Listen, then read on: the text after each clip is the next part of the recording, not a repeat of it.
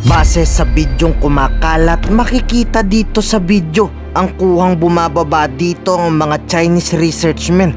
Hinalang meron daw silang sinusukat sa itatayong artificial island. Babalang masyadong malapit ito, sabi ng PCG sa Palawan. These are not Chinese fishermen. These are part of the Chinese research vessels. They are deploying small boats, service boats, carrying with them divers to conduct a thorough assessment on the seabed. Ang bumulagana sa amin ay mga dead and crushed corals. Sino lang ba ang pwede nating ituro lahat? China lang. Kahit anong reclamation pagdating sa West Philippine Sea, alarming talaga. No? But this is more alarming kumpara sa Sandy case. Dahil sabi ko nga, mas malapit ito sa lalawigan ng Palawan. As to the strategic relevance ng Escoda Shoal, I don't want to speculate, no, or to alarm the public. But ang sinasabi ko lang, ito ay napakalaki. That's nalulungkot ka sa naging itsura na ngayon ng Sabina Shoal. If you're going to talk to fishermen from Palawan, alam nila na kung gaano kayaman na pangisdaan dati ang Sabina Shoal. Sino ba ang among countries in South China Sea ang meron talagang walang pakundangang pagsira ng marine environment? It's only China.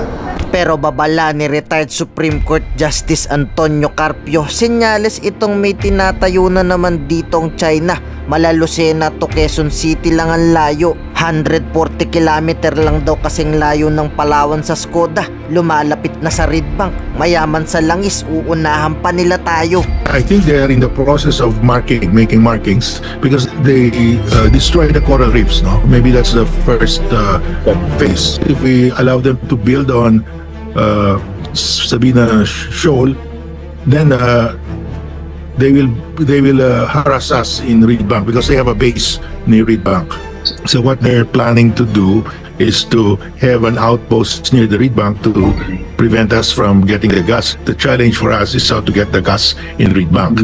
And if they put up an outpost there, that will make it more difficult for us. Escoda Shoal is a submerged area. No?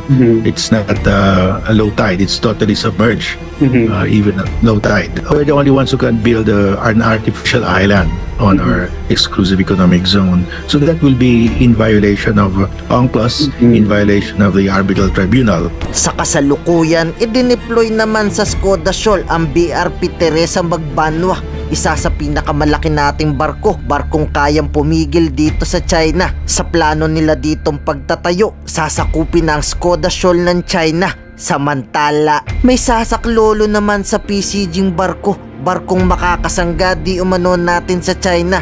Gagamitin na daw kasi sa West Philippine Sea ang tugboat, barkong kayang makipagbombahan ng tubig sa China.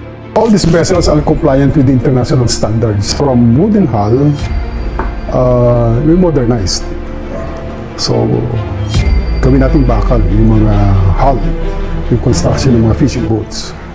Para even during the weather, bad weather conditions, so matibay yung mga fishing boats natin. This can perform immediate response in case of maritime accident or disaster by towing the ships going into safety port. Kaya niyang hilahin. Even the biggest vessel of the Philippine government.